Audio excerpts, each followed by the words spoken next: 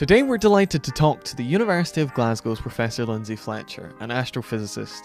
We discuss studying the sun, equality and representation in academia, and what she thinks about the pubs and drinks in Glasgow. Enjoy listening!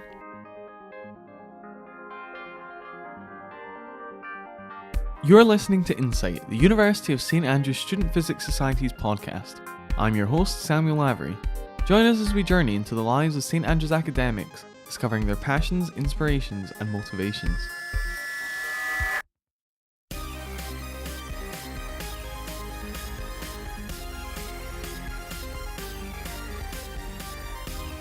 So today on Insight, we're welcoming Professor Lyndsay Fletcher from the University of Glasgow. Hello, happy to be here. Yeah, thank you for joining us. You're first University of Glasgow interviewee, so we're quite excited. I feel very privileged. I'm not quite sure what I did to deserve this. So could you tell us a bit about your positions here at the University of Glasgow? Okay, so I joined the University of Glasgow as a lecturer in astronomy in 2000, and then I became a reader in solar physics. And I can't remember exactly when that was, 2006 I think, and now I'm a professor of astrophysics. So you've made your way all the way up. That's one way of looking at it, yes. For your sins. Yes. And what path led you here? I'm a symptom of that horrible west coast of Scotland thing where people go to their local university and then they just kind of stay. Except I did, after my degree and my PhD, I did travel the world for a little bit. I did postdoc positions in different countries and eventually came back here in 2000 and just never quite got away again. Well, let's hear where you did some postdoc. Okay, yes. So after my PhD here, I went first of all to the Netherlands and I did a postdoc at the University of Utrecht. And then after that was 3 years. And after that, I went to the European Space Agency in Noordwijk in the Netherlands, and I lived in Leiden, and I actually loved living in the Netherlands. I was really happy there. And then I moved to California, and I worked at the Lockheed Martin Solar and Astrophysics Laboratory. So Lockheed Martin is, of course, a big civil and military aerospace and defence corporation, but they've got a small arm that makes things that don't scare you, like they build instruments and they're responsible for some of the subsystems of the satellites that they're launched on and so on. And so there I was analysing data from solar satellites. And so I lived there in Palo Alto in California for 2 years before this position in Glasgow opened up and I came back. So really all over the world then. That's very cool. It's been fun, yes, it's been fun. I loved the Netherlands. California didn't suit me quite so well. I always thought about my move from the Netherlands to California as going from the sublime to the ridiculous. I actually found quite a lot of Californian life ridiculous, but I loved my job there. That was the thing that kept me sane. The work, the people that I met through my job, and some of the friends that I had around that kept me sane. But I thought it was never a place I could live, not long term. It just wasn't going to happen. So you had some homesickness and ended up at home maybe. Yeah, it's very strange. Homesickness. I didn't expect to feel so homesick in America because you think you know America because they speak the same language as you. But when I moved to America, I realised that there is such a thing as a European culture. And living in the Netherlands, of course, is a very easy European country for somebody from Britain to move to, but I just realised that there are sort of ways of behaving that were very familiar to me, and those ways of behaving didn't exist in quite the same way in at least where I was working in California. So it was a bit of an eye-opener.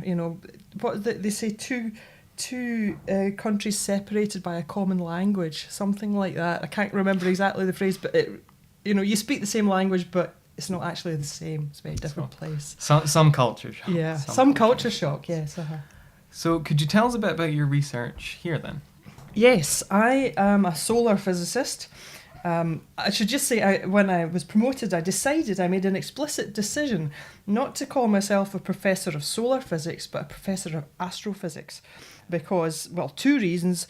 First of all, the sun is a star, and that's pretty astro. And also because I teach astronomy. and astrophysics. Actually, there's 3 reasons. The third reason is because I don't anticipate necessarily that I will continue doing solar physics for my entire research career. I'm interested in stellar physics as well, but it's just a matter of finding the opportunity.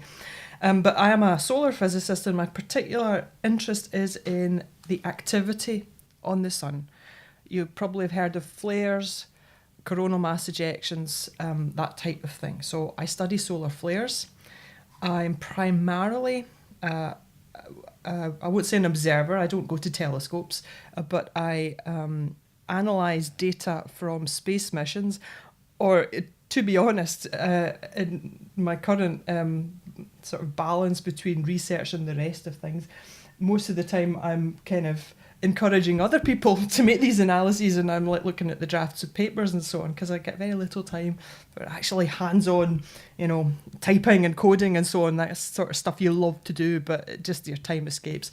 But anyway, I identify myself as a solar flare researcher, primarily data analysis. And what I'm really interested in is the way that energy gets out of the magnetic field of the solar atmosphere, where it's stored in magnetic field which has had a twist or a stress imparted on it, how it gets out from that magnetic field and makes its way through the rest of the solar atmosphere down to the lower part of the solar atmosphere called the chromosphere, which is where the radiation comes out. It's a basic physics question about how energy is stored, released, transported and dissipated in a magnetised plasma. And that's what I do. In one simple sentence. I suppose. So what's your favourite thing in or about your field of research then? Do you have a fact that you're always like, wow, that's a cool fact? Or do you have like one specific phenomenon that you're always really excited to come back to researching? I love the chromosphere of the sun. The chromosphere is a thin layer of the solar atmosphere. There's the bits that we're sort of familiar with, the photosphere, which is the part that our eyes detect, basically. And then when you get a total solar eclipse, you see the corona, which is the extended atmosphere. And in between that, there is the chromosphere. And the chromosphere is a fascinating region. Nobody's quite sure why it's there, first of all. And it's a region of only 2,000, 3,000 kilometres thick. Compare that to the radius of the sun, which is about 700,000 kilometres. So it's a very, very small sort of skin on the surface of the sun. And over that small skin, the temperature, well, first of all, it drops a little bit. But, roughly speaking, the temperature goes from 6,000 Kelvin up to about 100,000 Kelvin and then off into the corona. The density drops by many of orders of magnitude. The plasma goes from being completely neutral to being completely ionised. And it's just a wonderfully complex region. And, why I love something so complex? Why not say something really simple about the sun? But it's complex. Its complexity allows so much physics to take place. There's almost any process you could think of that happens in astrophysics takes place in the chromosphere, from chemistry to kinetic theory. And that's why I love it. So there's a lot of mystery and always something interesting. Yes, indeed. That's very cool. Lots of papers to be written, put it that way. And do you ever want the opportunity to study another star, or does the sun have enough going on by itself? Oh, I would love to study other stars. The sun has plenty going on, and very often, find that people who are interested, particularly in active stars, use the sun as a kind of touchstone, a kind of reference, believing that we know it all, which we don't. But there's so many other different types of stars. There's stars which are, we call them solar type because they have the same temperature, surface temperature, and the same luminosity, maybe even the same kind of rotation rate as the sun, but they're very, very much more active in terms of flares and possibly ejections. And then there's the dwarf M stars, which are extremely flare active. They're highly magnetised. There's all kinds of interesting questions about what the activity on dwarf M stars would do to any exoplanetary systems that they host. You know, we know all about things like the habitable zone around stars, where liquid water could exist on the surface, but we also have to factor in most of the stars in the universe are small stars, and many of those stars are very active, and so the activity, the ejections and the particles and the radiation from these stars can also impact those planets and make them basically inhabitable. So I'd really like to know more about that and understand the arguments that people are having about that just now, and maybe bring my solar physics knowledge sensibly to bear in that arena. I'd love to see the surface of another star. We think we know what a star looks like. It's big and yellow, it's got a few black spots on it, but I'd love to actually see the surface of a dwarf M star. What does it look like? Hop on the first spacecraft out. Oh, yeah, that would be great. So do you always focus on the sun in the present time, or do you ever look to the past or the future of the sun? No, I'm really what's going on now, or in the last solar cycle. Very or so. In the moment. Very in the moment. Yeah, there's all kinds of interesting things that you can look at going back, and you can go back into things like tree ring history or whatnot to try and assess what the solar activity cycles have been like. And this is a very interesting area as well, but one which attracts a lot of argument for reasons that you can probably imagine. The link between solar activity and what has in the historical past happened in our atmosphere and environment is a very hot question at the minute, and I won't say I steer away from controversy, but I pick my controversies, and that's not one I'm wishing to get involved in just now. Need a lot of energy to wade into that. You do. So you mentioned prior to the interview that you've done a lot of work with equality and diversity in physics. Yes. So I was wondering if I could ask some questions about those. Starting with, do you feel that academia requires commitment from an earlier age in comparison to other careers? For instance, through internships during people's undergraduates, do you think that someone without those internships could still make it to the same level in academia? Definitely. Yeah, definitely. I know that there's a lot of emphasis placed on internships and summer research projects and that kind of thing, and maybe people feel that they're not they're not ticking all the boxes on their CV if they don't have these things. But I can just speak from knowledge of PhD students we've had in the department. We've had brilliant students who haven't done an internship. We've had brilliant students who have done an internship.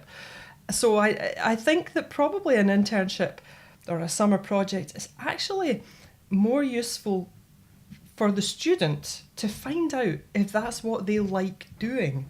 Because maybe when you're an undergraduate, it all seems magical. I'm going to do research and I'm going to discover the mysteries of the universe and blah, blah, blah. And it's not really like that. Going through the PhD is a slog, and it's as much about your personality and about how much you can put up with as about what you know or the skills that you develop, although these are both important as well. So certainly, I would say if you don't have an internship, it doesn't count against you. It really doesn't. I would say, however, if you have the opportunity during your degree to do substantial piece of project work, then do it, and do it to the best of your ability. And that will demonstrate to yourself whether you like it, and also to potential PhD supervisors, what your skills are and how good your analytic thought is, and how good your writing is, and how good your presentation skills and all of that kind of thing are as well. So it's not a deal breaker.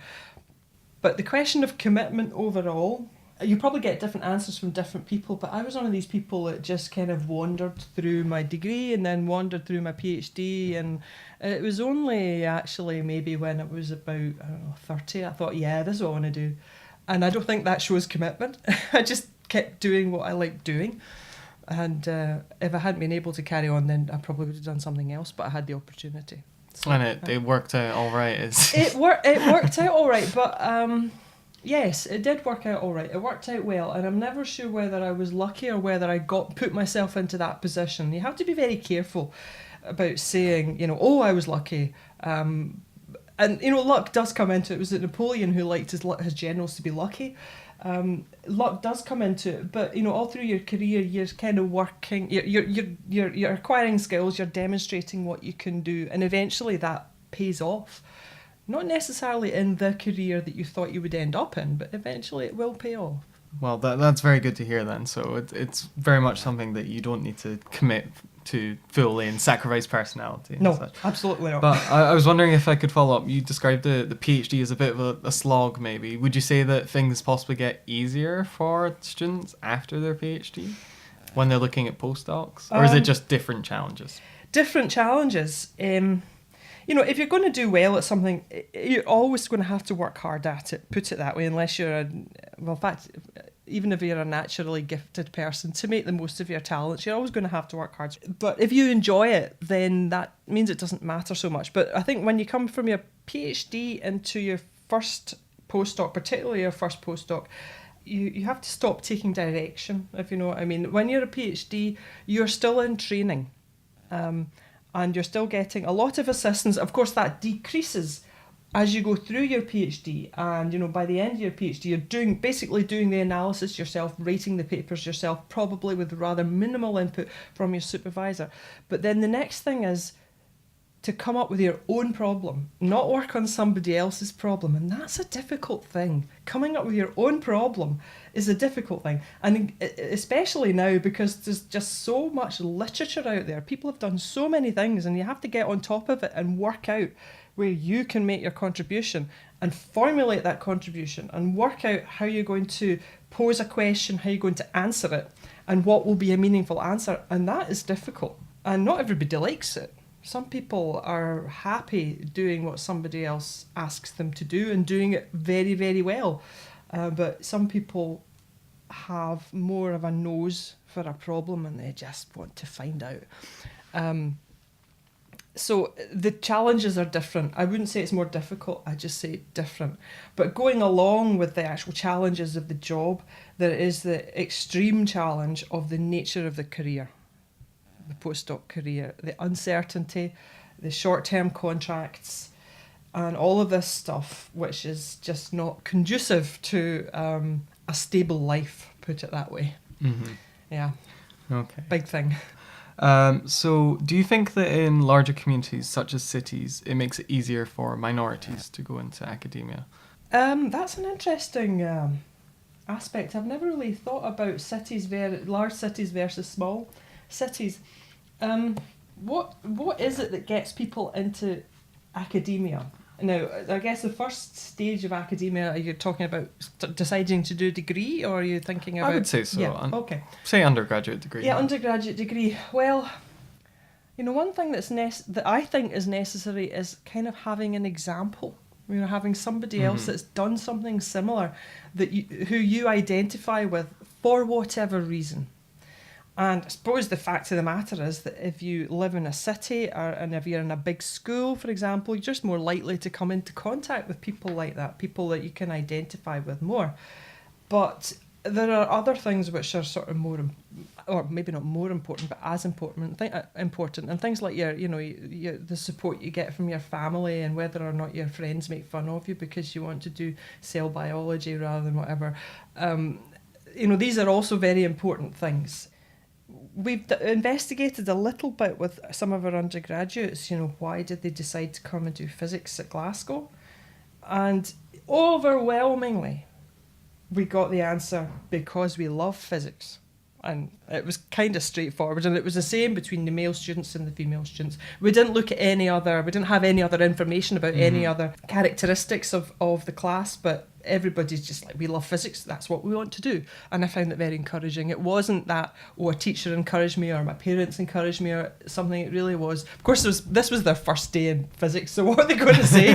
but that was really what had brought them there in the first place. So the bottom line is that it can only help if you see someone in the position that you would like to be in, because it gives you confidence that you can do it. In fact, I remember this myself. I was at school, and there was this workshop held here at the university, and one of the people that I encountered there was a woman called Norna Robertson, and she was lecturing to us about infrared astronomy, because that's what she'd done her PhD in. And I just saw her down at the front of the class, and I thought, if she can do it, I can probably do it as well. And just having that one role model was very important.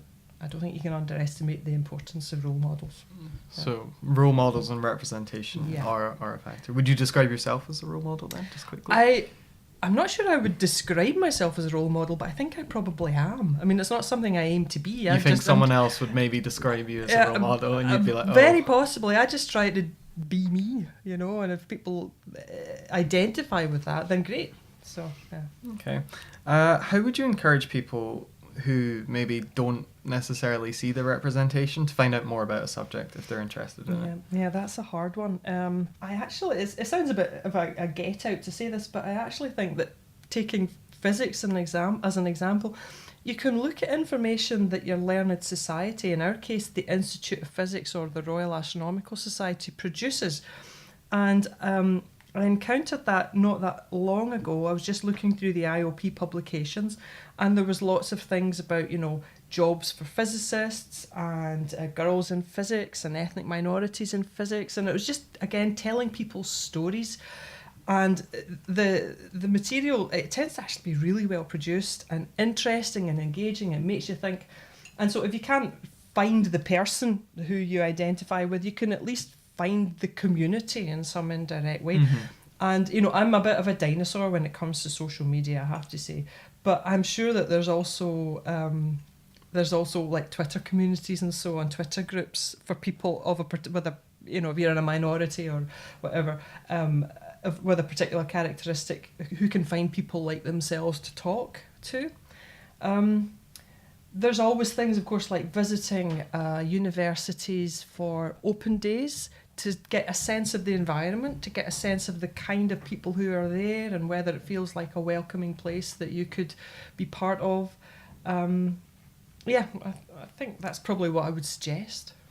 Okay. Well, the other thing, I suppose, is always talking to your teachers, you know, and presumably if you've got an interest in something, it's presumably because of something you've learned, or maybe it's even something you've seen on the television or whatever. But, you know, talking to your teachers about it, you'll probably get encouragement by doing that as well. Okay. Is there a way that you would encourage organisations and other universities or physics departments to try and reach out and improve equality? Because although progress is being made, it is still a bit of an issue. Progress is horribly in various slow. areas. Yeah, progress is the area that I know most about is gender. You know, there's lots of other strands of equality and diversity, but what we've worked on quite hard is gender. Trying to encourage women, particularly, into physics. And progress there has been really, really slow. There is an improvement since I was an undergraduate. I came to the university in 1985. There was about 10% women in my class, and now there's more, like last year's first year intake was about 30%. So there has been an improvement. If you want to change the numbers coming in at first year level, then you have to start early, because the notions of what girls do and what boys do as jobs are fixed very early on. And so, for example, what we're doing right now in Glasgow, led by one of my colleagues, Sarah Croak, is we have a workshop which is for S3 girls, third year girls, before they've made their higher choices. Mm-hmm. To try and interest girls at that level. But I suspect it even goes further back, that, you know, it's even at primary school. I remember seeing the results of something they got kids to do in France, draw a scientist, you know, and, you know, they all drew guys in white coats with white hair and glasses and beards and pipes and stuff, you know.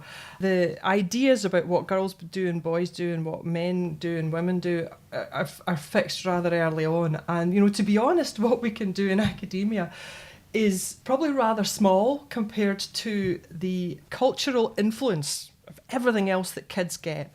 But we've got to keep doing it, because if we didn't, we would go backwards, I'm quite sure, because the cultural influences are not actually changing that much.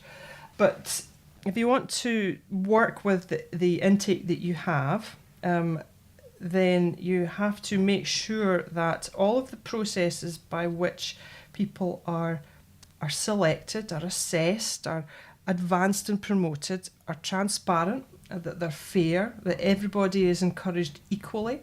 You have to make sure that the words you use are not words which alienate one gender or another. You have to work very hard at helping everyone in the institute to understand bias, to understand unconscious bias, which is the worst thing, which we all have. It's the worst thing to understand. It's not the worst thing because we all have it. It's natural that everybody has instinctive reactions to people, and it's part of our self-preservation. Is that person like me, or is that person not like me? And that influences the way that you think about them, whether you want to or not. But what you have to do is make sure you're aware that that is happening, and to correct for it, and to pull yourself up on it all the time. And, we're just starting to get to grips with that. So, but that's something that probably happens, in a university at a later stage in a career development. If we're talking about getting somebody into university in the first place, then, as I say, I think we've got to go way back and get in there with the primary school kids. So okay, so it's trying to change societal conventions a bit, and then and later on it's making sure you're aware of what you're doing, really. And that's not going to be easy, changing societal conventions. I do see it happening, but it's it's hard. Mm-hmm. Just to round off, what do you think will be a good indicator of equality being reached in academia then? When we don't have to talk about it anymore. Okay. That's a straightforward answer, when it's just not a thing anymore. But I don't know if you want a more considered answer. No. I think that's good. I don't know whether 50-50 is what we should be going for. I don't know. Also be aware that when I'm talking about 50-50, I'm not just talking about in physics or whatever. I'm talking about having 50% of primary school teachers being male, 50% of nurses being male, 50% of social workers being male. These are, in some ways, a colleague of mine said to me, she's in humanities or social sciences, and she said, in some ways this is worse when the foundations of our society are, i.e. social work, nursing, primary school teaching, what we're built on is so much dominated by one gender. This is bad, and in some ways it's worse, because you're really losing the talents of a lot of men who should be doing that but are anxious about it, and it's just self-perpetuating, because that's what kids see right from the beginning, that their primary school teachers are by and large women or whatever. And so, of course I'm very interested in women in physics, but there's a whole other side to this question as well. Okay, so moving on to some more general questions. And I think you touched on this earlier. When did you realise that you wanted to commit to academia? And did you kind of have any doubts in your journey there? I guess it was around age 30 or so, but that was probably because I was thinking to myself, if I don't have a permanent job by age 30, and I know this sounds ridiculous now to some people, but because age 30 seems terribly young now.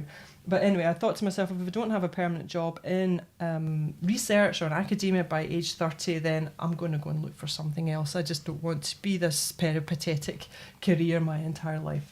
I should say at that point, I had an essentially permanent job at Lockheed Martin, but as I mentioned earlier, I didn't really see myself staying in California. It was just unaffordable even then, but it was just, it didn't suit me. And then when the opportunity came up in Glasgow, I do remember I actually thought about it very hard, because I realised it was potentially the beginning of a real commitment. But I think it was then that I decided that's what I was going to do. Before that, I had been enjoying myself, finding my way, trying new things, not really getting anxious about my career, but just keeping going as long as I could, to be honest. Okay. And is there anything that you miss from your student days? I seemed to have so much more free time when I was a student. I used to do all kinds of stuff, like dressmaking and singing in a choir and all that kind of stuff. But actually, as well as that, I miss the social life. I miss my friends.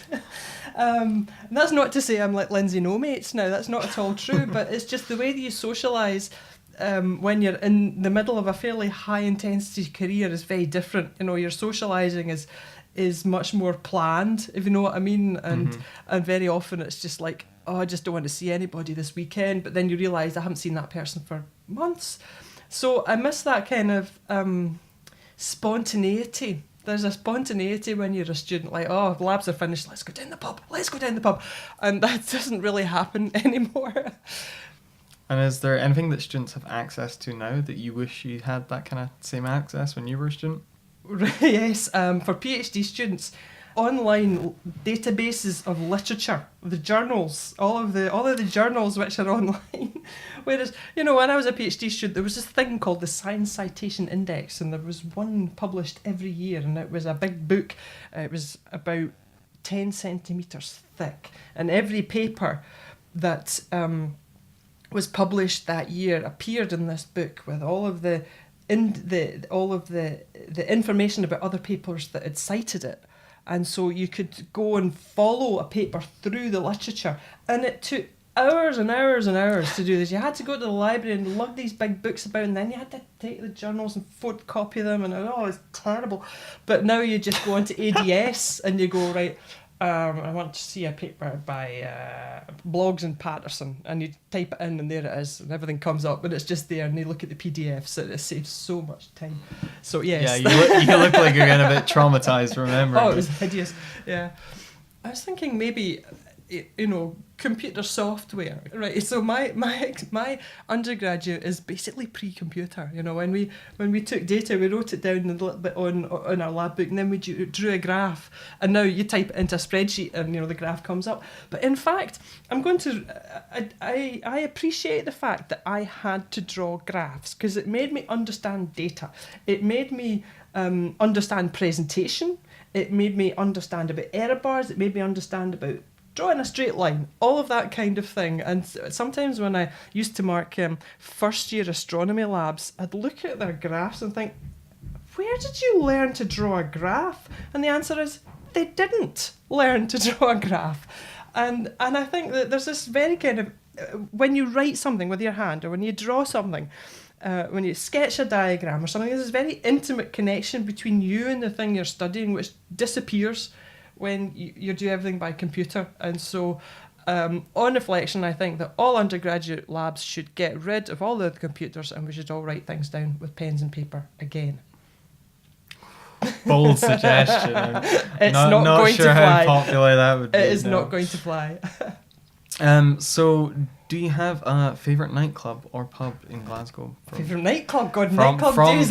From your student days, maybe. I think the ones that I used to go to are probably closed now. I used to occasionally go to a place called the Sub Club in Glasgow. I have no idea if it's still open, but we used to go down there and dance, and I remember that feeling of getting out of the Sub Club, on a January at 2 a.m. and you've been dancing, you're all hot and sweaty, and it's freezing outside. But yeah, Sub Club was probably one of the places that I used to, if I had to identify one place, that's where I would go. Pubs, I tended to like the traditional pubs when I was an undergraduate.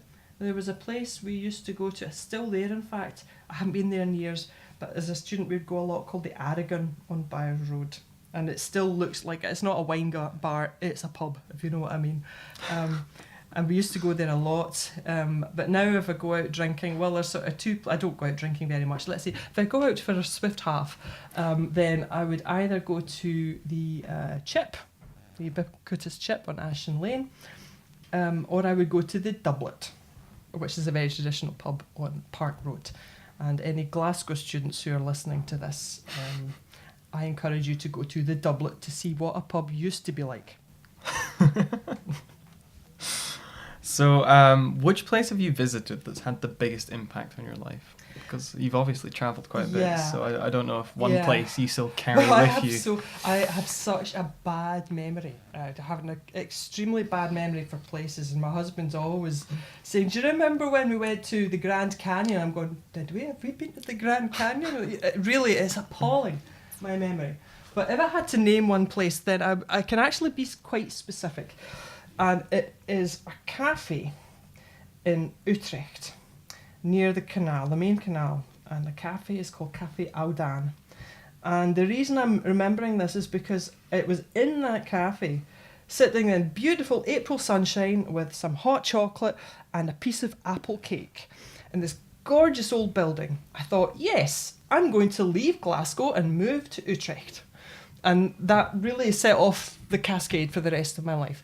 I was always I never saw myself leaving Glasgow.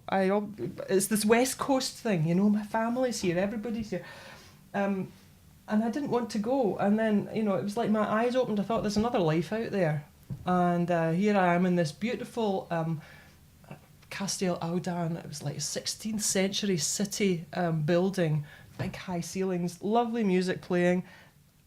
Apple cake, hot chocolate. I thought, yeah, I'm going to stay here for a while. And so I think that probably has had the biggest impact on my life. It's maybe not the most dramatic thing. It's not the Grand Canyon or the golden temples in Kyoto or anything like that, but I think that was the most life-changing place I've been.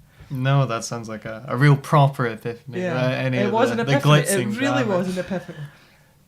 And so, are there any major sporting events that you like to watch? No.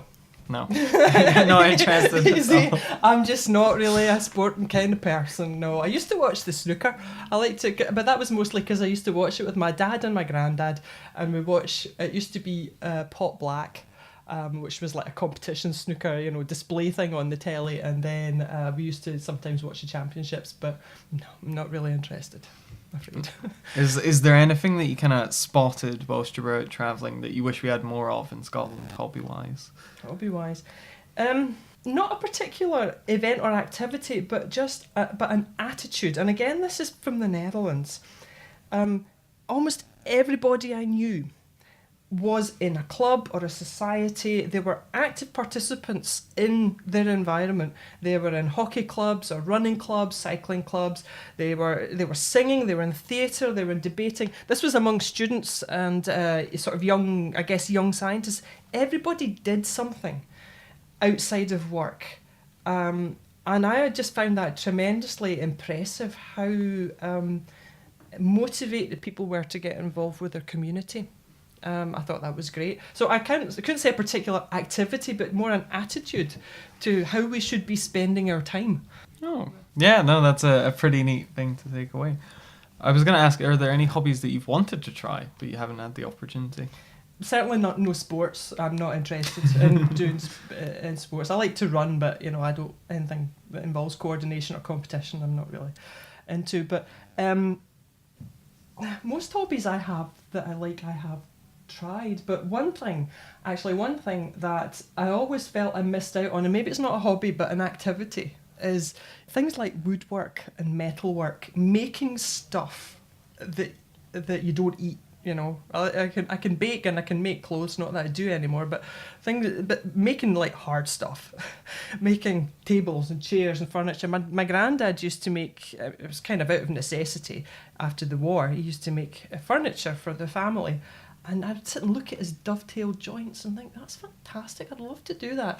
But you know what? I went to school at a time when the girls did cooking and sewing, home economics. God's sake, they taught you how to iron a shirt. Can you believe that? Imagine that, teaching girls how to iron a shirt and not teaching boys. But literally, those were the days. And the boys did woodwork and metalwork. And I'd love to do that kind of thing. So it's maybe an activity. I'd love to be able to do DIY. Something that will like stand the test of time, exactly. sort of I hate thing. having to ask my brother-in-law to do it or my husband. but so that kind of thing I'd love to be able to do. Okay. And are there any activities that you would absolutely hate to do? Like if someone drags you somewhere, you're like, I'm not doing this. Almost any sport. I actually do remember one time being, this is pathetic, but one time being at a conference and people were playing croquet. I sort of thought, yeah, I'll play croquet. And I got out onto the croquet, what's it called? A pitch? A green? I don't know. And thought, no, I just don't want to do this. I just left. I couldn't do it. So, or diving. Terrifying. I thought of diving. Yeah. So most sporting things, rock climbing, nah, not very good at vertical. Horizontal's fine, vertical, not Okay. good. so avoid underwater, up high, and small little greens. Actually, caving as well, that'd be fairly terrifying. And I know there's been some horrible caving incidents of people getting stuck in caves recently, but even before then, that thought, oh yeah. Yeah. So anyway, understandable. Anyway, which is not just on the regular hard surface of the earth at approximately sea level. Not really interested. Nowhere where you can't stand up straight is what I'm hearing. Okay, so we're going to move on to the quickfire round. Okay. So feel free to expand upon your answers, but you can try and rattle through these. So do you have a favourite music genre and favourite song? No, I don't have a favourite. But if you had to force me to choose one, then I would go for large-scale choral works, particularly Handel's Messiah.